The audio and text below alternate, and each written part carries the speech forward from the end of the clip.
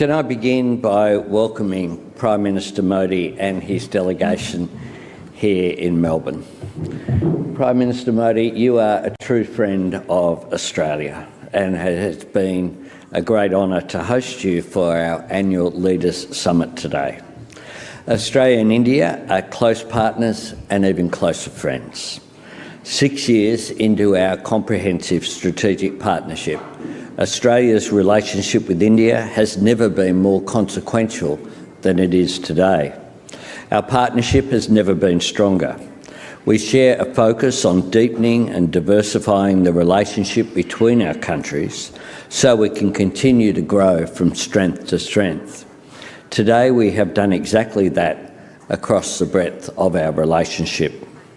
With new landmark agreements, we are expanding our relationship across defence and security, education, science and technology, and energy security and critical minerals. Prime Minister Modi and I have released a joint declaration on defence and security cooperation to deepen our practical partnership. Australia values India as a top-tier security partner, and the declaration reflects our shared commitment to a peaceful, stable and prosperous Indo-Pacific region. We will boost strategic coordination, increase the complexity of our defence exercises and further build interoperability between our defence forces. We undertake to consult on defence-related developments in the Indo-Pacific that affect our shared interests. In addition, we have endorsed a joint maritime security collaboration roadmap and agreed to a new Australia-India partnership on cyber, critical technologies and supply chains. Today we have welcomed the signature of the Memorandum of Understanding for the Australia-Canada-India Technology and Innovation Partnership, driving trilateral cooperation with our shared partner Canada on critical and emerging technologies. And as we expand our cooperation in science and technology, we have agreed to commission a temporary space tracking terminal on Cocos Keeling Islands, which will support India's landmark Gaganyaan human spaceflight program. Of course, no country has been immune to the economic impacts from the conflict in the Middle East, and as such, the Prime Minister and I have welcomed a joint statement on energy security. This statement recognises the importance of supply chain resilience and accelerating the energy transition, including promoting the uptake of renewable energy resources and the electrification of our energy systems. For too long, we have worked with connected supply chains but disconnected approaches. This action is a step to bridge that divide. Today, we can confirm the signing of the administrative arrangement to enable uranium exports to India for peaceful purposes under the 2015 Australia-India Nuclear Cooperation Agreement. The arrangement facilitates Australian uranium exports to India to help increase the share of non-fossil fuel power capacity, providing an additional market for the Australian resources sector. I'm also pleased to announce that Australia will re-award Perdaman Major Project status for its Project Ceres, helping facilitate the development of Australia's largest urea plant in Karratha, Western Australia. Further, we have confirmed their ongoing cooperation on critical minerals, including a refreshed MOU between Geoscience Australia and Geological Survey of India. Finally, I welcome progress to repatriate the remains of an Australian First Nations ancestor held in the Government Museum of Chennai. The ancestor will be voluntarily and unconditionally repatriated by India to their traditional custodians. In the spirit of friendship, Australia will voluntarily return several items of cultural significance to India previously held in the collections of the National Gallery of Australia and the Art Gallery of New South Wales. Prime Minister Modi, I thank you sincerely, you and your delegation, for your warm engagement. While we are separated by an ocean, we are indeed the closest of friends. Today marks the next era in our partnership, as we are reminded that we need to continue our ongoing work. I invite you, Prime Minister, to deliver your remarks.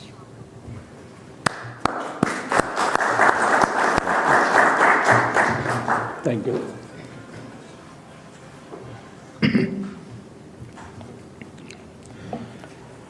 Your Excellency, prime minister Albanese, दोनों देशों के delegates, media के साथियों, नमस्कार। Melbourne में मेरे और मेरे डेलीगेशन के शानदार स्वागत और आतिथ्य के लिए मैं अपने मित्र प्रधानमंत्री एल्बनीज़ का हार्दिक आभार व्यक्त करता हूँ। उनके व्यक्तिगत प्रयासों ने, उनके कमिटमेंट ने भारत ऑस्ट्रेलिया संबंधों को नई ऊंचाई और व्यापकता दी है। उनके इस बहुमूल्य योगदान के लिए मैं उनका अभिनंदन करता हूं। फ्रेंड्स, भारत और ऑस्ट्रेलिया दो वाइब्रेंट डेमोक्रेसीज हैं, दो मल्टीकल्चरल सोसाइटीज हैं और दो महत्वपूर्ण ओशन पावर्स हैं। हमारी ये समानताएं और हमारा कॉमन वर्ल्ड व्यू हमें गहरे आपसी विश्वास के साथ निरंतर आगे बढ़ने की प्रेरणा देते हैं। हमारी कॉम्प्रिहेंसिव स्ट्रेटेजिक पार्टनरशिप ने पिछले कुछ वर्षों में अभूतपूर्व प्रगति की है और आज तीसरी एनुअल समिट से हमारे सहयोग में कई नए आयाम जुड़े हैं। 2022 में किए गए economic cooperation and trade agreement से हमारे व्यापार और निवेश का दायरा लगातार बढ़ा है। अब हमने कॉम्प्रिहेंसिव इकोनॉमिक कोऑपरेशन एग्रीमेंट यानी सीका पर तेजी से काम करने का निर्णय लिया है, जो दोनों देशों के लिए बैलेंस, एम्बिशियस और विन विन होगा। हम बायलैटरल इन्वेस्टमेंट ट्रीटी पर भी तेजी से आगे बढ़ेंगे। हमारी renewable energy partnership clean energy और क्लाइमेट एक्शन में हमारे प्रयासों को साकार रूप दे रही है। इसके तहत हम इन्वेस्टमेंट, टेक्नोलॉजी ट्रांसफर और इंडस्ट्री टू इंडस्ट्री कोलैबोरेशन पर विशेष बल दे रहे हैं। पीएम सूर्यघर योजना को सपोर्ट करने के लिए हमने मिलकर गुजरात में रूफटॉप सोलर ट्रेनिंग एकेडमी बनाई है। ये एकेडमी अनेक महिलाओं और युवाओं की कैपेसिटी बिल्डिंग में योगदान देगी। न्यूक्लियर एनर्जी के क्षेत्र में आज हमने एक महत्वपूर्ण समझौता किया है। इससे ऑस्ट्रेलिया से भारत को यूरेनियम सप्लाई का मार्ग खुलेगा और हमारे क्लीन एनर्जी के उद्देश्यों को नई ताकत मिलेगी। क्रिटिकल मिनरल्स में हमारा सहयोग हमारी स्ट्रेटेजिक सिक्योरिटी और क्लीन एनर्जी ट्रांजिशन के लिए महत्वपूर्ण है। इसी सोच के साथ आज हमने Australia India partnership on cyber, critical technologies and supply chains यानी एआई पैक्ट की पहल ली है। हम मिलकर क्रिटिकल मिनरल्स कॉरिडोर पर भी काम करेंगे। साथियों, इंडो पैसिफिक केवल दो महासागरों का संगम नहीं है, यह भारत और ऑस्ट्रेलिया जैसे लाइक माइंडेड डेमोक्रेसीज के शेयर्ड एस्पिरेशंस का भी प्रतीक है। रक्षा और सुरक्षा में सहयोग बढ़ाने के लिए आज हमने एक महत्वपूर्ण जॉइंट डिक्लेरेशन जारी की है। Bharat Australia defence innovation corridor से हम डिफेंस स्टार्टअप्स और इंडस्ट्रीज को जोड़ने पर काम करेंगे। हमारे मैरीटाइम सिक्योरिटी कोलैबोरेशन रोडमैप से इंडो पैसिफिक में हमारे साझा प्रयासों को नई ताकत मिलेगी। हम शिप बिल्डिंग, शिप रिपेयर और मेंटेनेंस में भी मिलकर आगे बढ़ेंगे। फ्रेंड्स, आज हमने कई क्षेत्रीय एवं अंतर्राष्ट्रीय मुद्दों पर भी विस्तार पूर्वक चर्चा की। भारत और ऑस्ट्रेलिया मानते हैं कि आतंकवाद केवल किसी एक देश के लिए नहीं बल्कि पूरी मानवता के लिए गंभीर चुनौती है।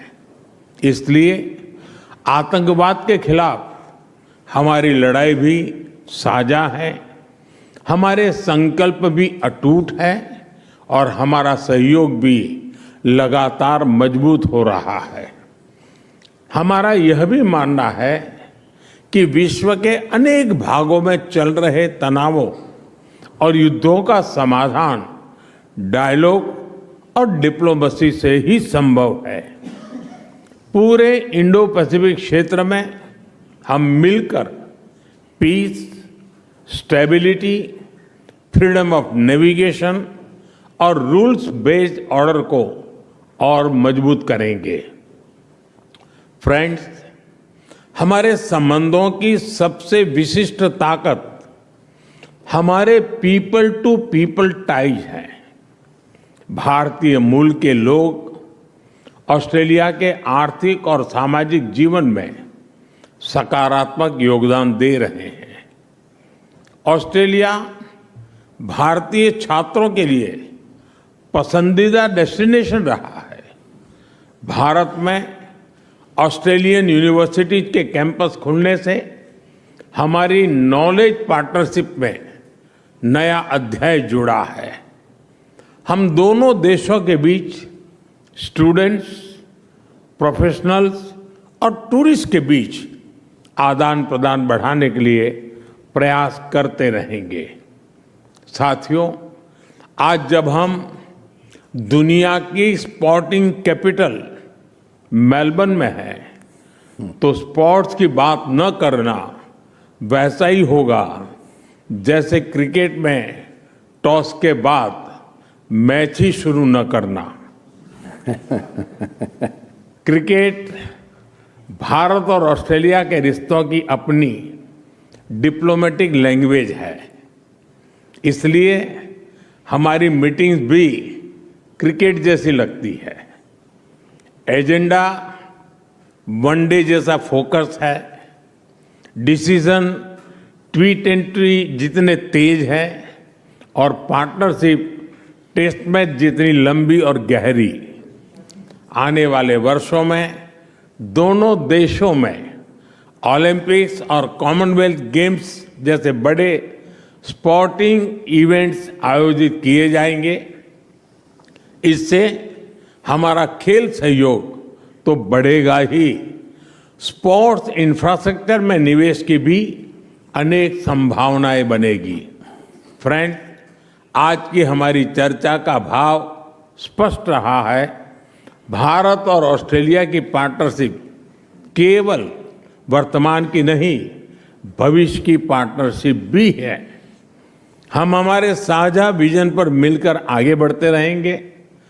प्राइम मिनिस्टर एल्बेनीज़ी, आपकी मित्रता, आपकी प्रतिबद्धता और आज की सार्थक चर्चा के लिए मैं एक बार फिर आपका आभार व्यक्त करता हूं। मुझे और 140 करोड़ भारतवासियों को जल्द से जल्द भारत में एक बार फिर आपका स्वागत करने में खुशी होगी। बहुत बहुत धन्यवाद। Thank you.